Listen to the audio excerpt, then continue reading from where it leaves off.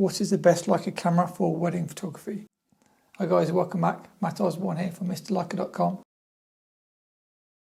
Now with us in the UK starting to come out of lockdown, that means all the weddings which were postponed from 2020 are now in 2021, in addition to the weddings which were already in 2021. So wedding season is definitely upon us. I'm more of a portrait photographer than a wedding photographer, but I used to shoot on average around 5 weddings a year. My first wedding of 2021 is next week, so I thought it might be a great opportunity to ask the question, what is the best Leica camera for wedding photography? So this video is just going to be a quick overview of the different Leica cameras and which camera may be best suited for wedding photography. Obviously some of it is personal choice. Some people will prefer to use rangefinder cameras. Some people will prefer to use SLR style cameras or mirrorless cameras. So part of it is kind of personal preference, but some of it is also kind of pure common sense and just basic facts.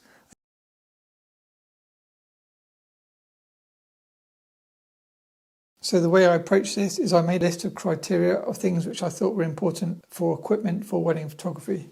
So I have my list. So in no particular order. For weddings you often need a fast lens, meaning a lens which works in low light, but often you're working in dark spaces and sometimes you're not allowed to use flash. If you're interested in Leica and flash photography, see my last video. We're talking about flash with Leica cameras. But for example in the UK, in some churches, you're not allowed to use flash, so therefore you rely on really fast lenses. You need the ability to take close-up photos or macro photos, such as the typical ring shots and any other detailed shots on the day. Ideally, you need a quiet camera because something really loud during a ceremony. Every time you click the shutter, everybody's going to turn their head and look at you rather than looking at the bride and groom. So having a quiet camera is really important, especially during the ceremony part of the day. For me personally, I think the smaller the camera, potentially the better. I'm sure some of you will not agree with this point, but personally I think a smaller camera is better for wedding photography. After coming from Nikon DSLR cameras and kind of massive lenses, I found from my own experience, as soon as I brought up a massive 200 f2 telephoto lens to point it at someone's face, everybody just kind of dropped to the floor or the heads kind of turned away from the camera. So it's really difficult to get close to the wedding party and get kind of very natural shots if you're using a really big camera. If you're using a really small camera, such as I tend to use Leica M cameras, I'll come on to that at the end of the video, I pretty much look like one of the wedding guests. I'm often dressed similar to them in just kind of like a shirt and tie and with a small camera bag, and I can get within a metre of kind of the wedding guests and take pictures and they don't even notice. So small camera for me is a big tick. The ability to use wide lenses and telephoto lenses.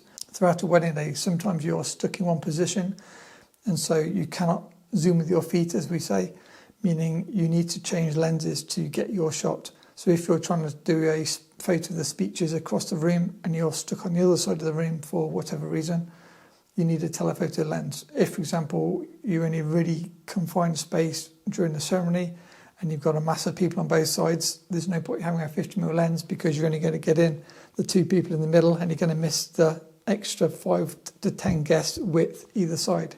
So you do need wide lenses as well. So the ability to use both wide lenses and telephoto lenses is really important for wedding photography. And then I guess it probably goes without saying, as we're talking Leica today, the way I approach weddings is I try to use my best lenses, so great optics. I think you need great lenses or the ability to take great pictures. If you've got one chance to take someone's special photos, I think it's important to use really good equipment. So you need great optics, Leica, tick box, and then also solid, well-built, reliable cameras, Leica, tick box. So I think we're pretty safe when it comes to lenses, and I think we're pretty safe when it comes to reliable, solid Leica cameras. The last point I had is maybe more of a minor point or less general, but at the same time it would be ideal in most situations.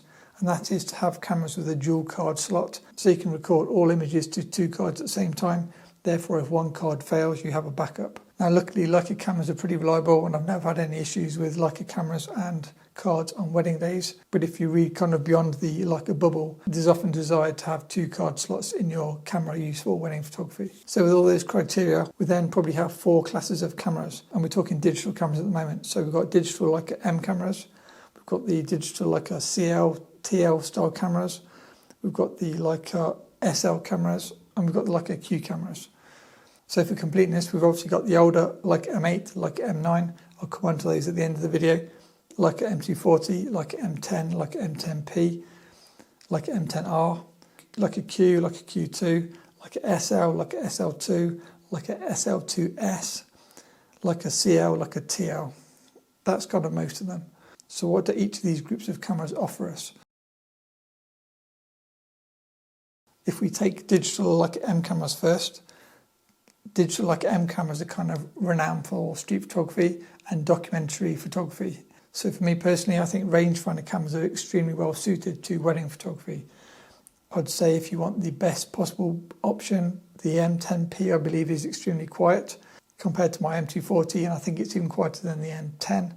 But it's also quite useful to have additional megapixels on wedding day photos because sometimes it's useful to crop in. So say you're, again, stuck with one lens from one position, you may want to crop in your final edit. So by having a higher resolution camera, it allows you to crop in and keep a high resolution final image. So obviously if you're cutting in 50% from a 24 megapixel sensor, you're going to end up with a 12 megapixel sensor, which isn't the end of the world, but it'd be nice to have 47 megapixels so you crop in and you still have 24 at the end of it. The only time this is probably really important is if the couple decide to use that particular photo as their photo to blow up to go on their wall. I think it's useful to have all final photos of reasonably big file size so they can blow them up and print them if they'd like to. So for me, like M cameras are really good because they are rangefinder cameras, meaning you never lose sight of the action. So because you've always got a clear sight through the optical viewfinder, as a street photographer, you can see people coming into your scene, and so you're always prepared. And so I find rangefinders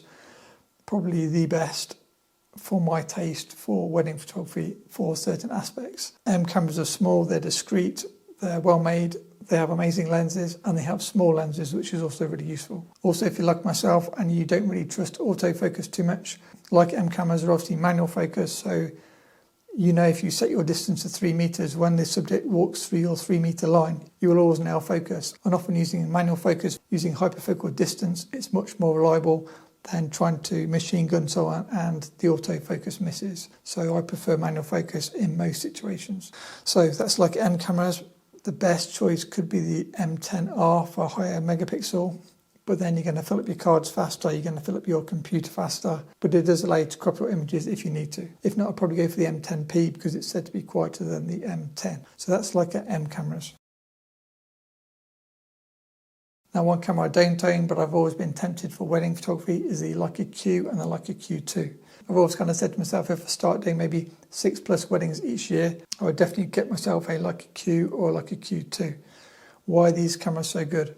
I think the Q and the Q2 offer excellent value for money because you have a fixed 28mm f1.7 autofocus super fast lens, which gives you the extra ability to do macro and close focus photography. It's not really macro, but close-up photography, rather than being restricted to 0.7 meters on the Leica M camera. That's the biggest restriction for me for the M cameras, is I can't do close-up shots.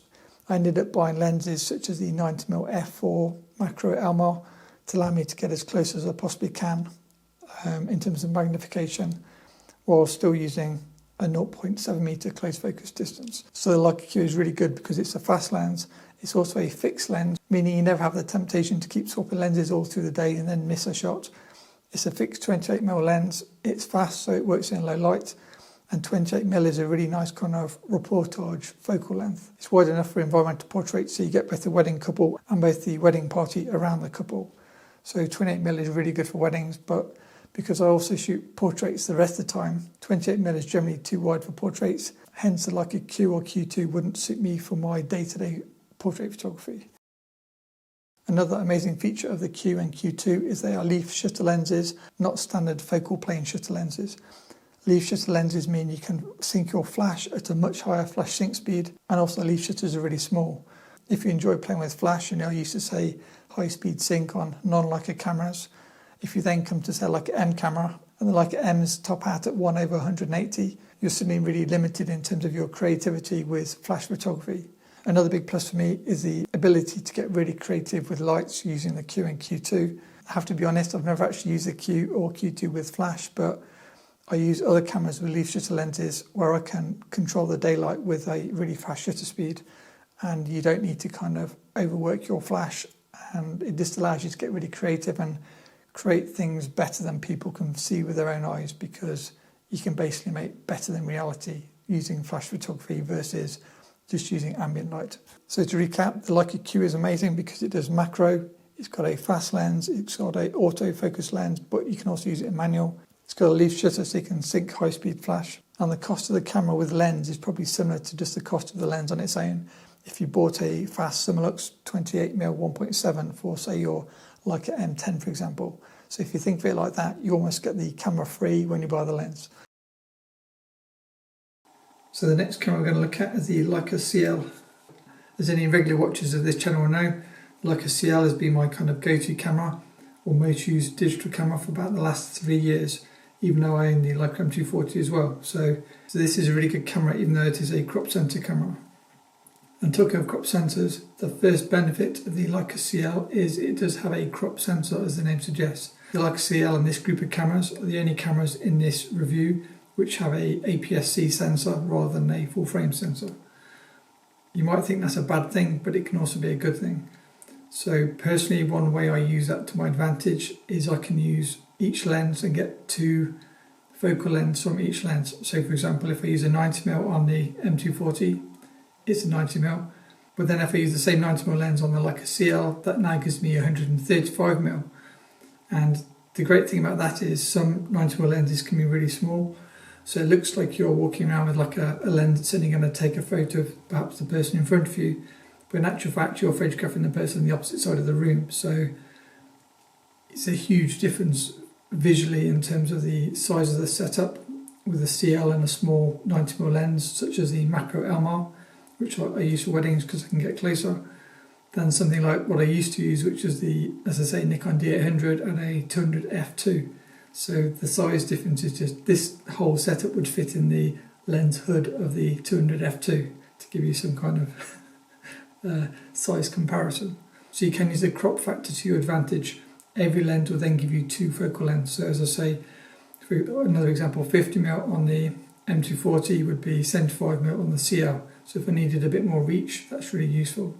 Where crop sensors are less useful are for wide angle photos. So say for example you use a 21mm wide angle lens. If you then fit that onto your CL, it's not really that wide anymore. It's closer to 30mm. So for extra reach, the crop is good. For wide angles, the crop is less good.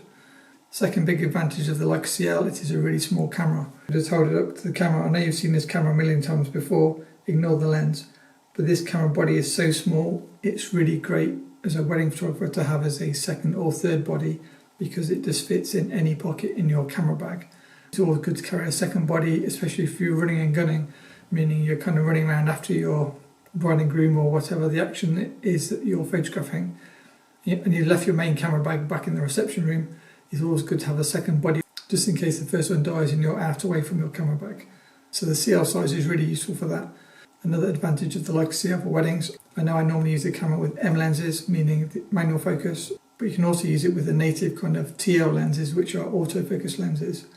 TL lenses focus closer than Leica M lenses, pretty much always. I'd say roughly 0.3 meters close focus distance. So now you have the same benefits as the Leica Q, meaning you can do close-up photos, meaning roughly 30 centimeters from your subject, close enough for kind of ring photos or ring on hand photos, flower photos, bouquets, that kind of thing, that you can't get as easily with an M camera. Also, if you're someone that relies on autofocus lenses, this will obviously give you autofocus because the TL lenses are autofocus. So for example, I don't have it with me, if you see the review of the 80mm Elmrit TL lens, that's like a super pancake lens, probably about yay big, just a bit bigger than the adapter. That's really light, really compact, and that gives me a very pocketable 28mm autofocus setup with close focus ability. So that's now getting closer to what the Leica Q offers. The main difference is this is an f2.8 maximum aperture, whereas the Leica Q is 1.7. The Leica Q is obviously full frame, and this is APS-C.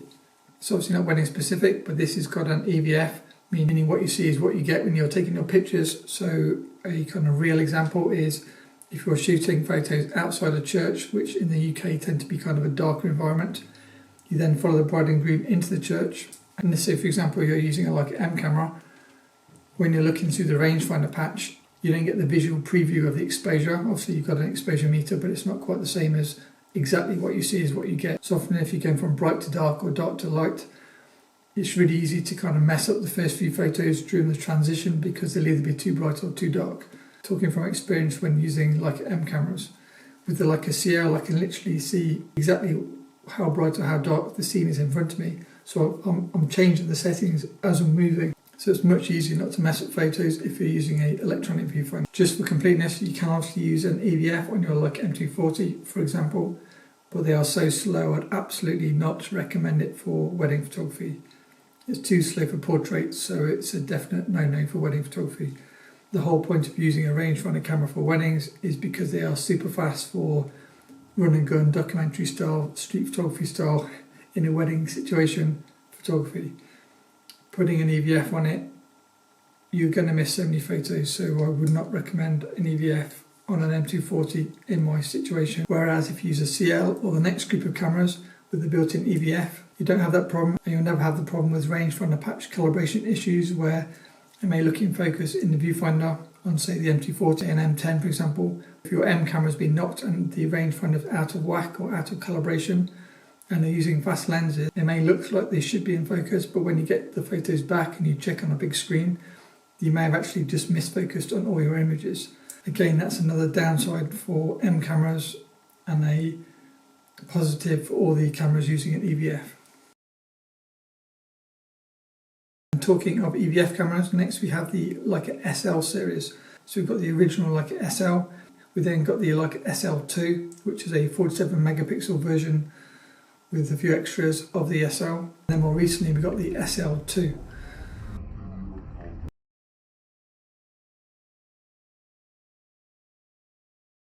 So like SL cameras are more similar to using, in my mind, a DSLR camera or a mirrorless with a large lens. You tend to have bigger lenses, you have autofocus, you have zoom lenses, and I think the whole experience is much more DSLR-like, especially in terms of size. So when DSLRs were more popular a few years ago, everyone used a 24-70 2.8 zoom lens, a 70-200 f2.8 zoom lens, and maybe a fast 50. What you're now seeing from the likes of Leica is they've now released their own Leica S 24-70 f2.8 zoom lens. So it's kind of following the same path. So eventually you're going to end up with a similar set of lenses with the Leica badge on as you would have used for, say, Nikon or Canon, and now with the Leica badge on. Obviously the Leica SL is a mirrorless camera, not a DSLR, but the size of the lenses, and I think the SL cameras are much more similar to non-Leica cameras than to Leica cameras. I'm sure that might upset a few people, but I think when we think Leica, we think M cameras, rangefinder cameras. I mean, I'm as guilty as anybody else. I use a Leica CL, and I don't think that is a true Leica camera. It just has the Leica badge on, and it has the nice Leica menus and the simple design, and I really like it. But I think the SLs are more like, for example, shooting with a nice Sony mirrorless or maybe a nice Fuji mirrorless.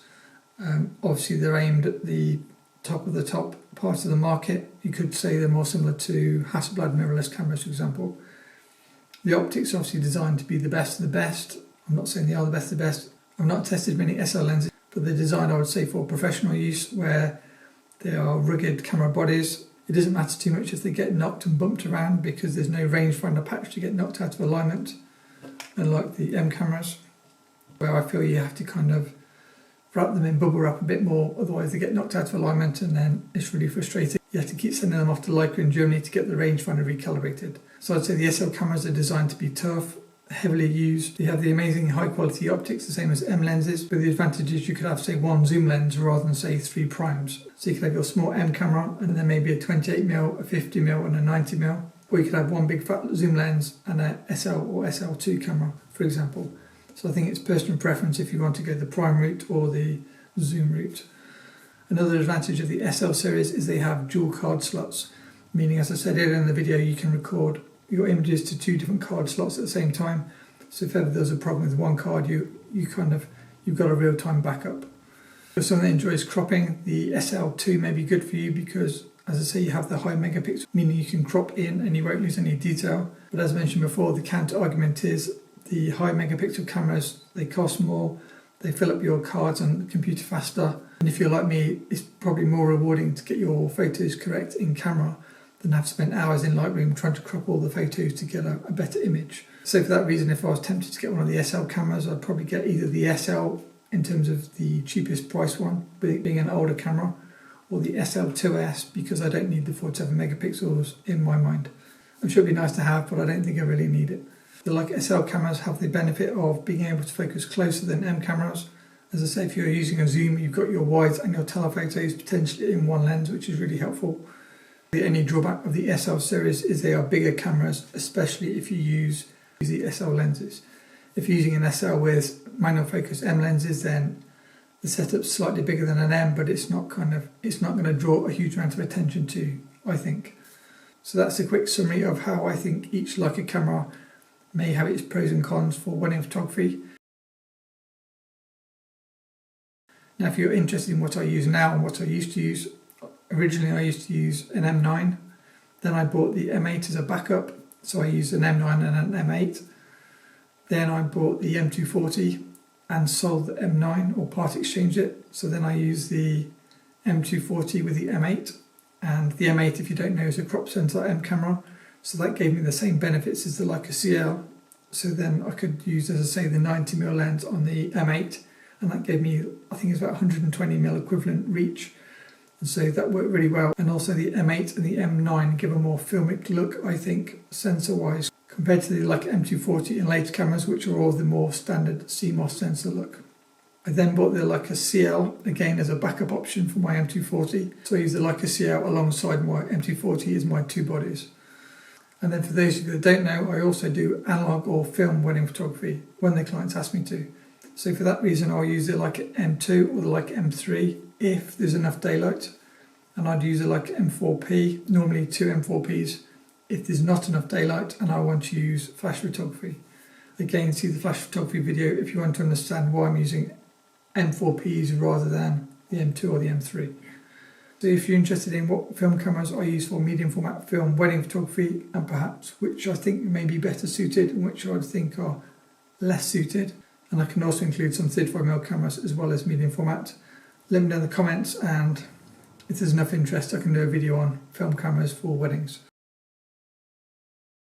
That's all I've got for you for today's video. If you notice a difference in the video quality today, please hit the like button. I'm using a new video camera today, and I'll reveal that camera maybe in the next video, maybe in the one after. Lastly, as always, a big thank you to my patrons.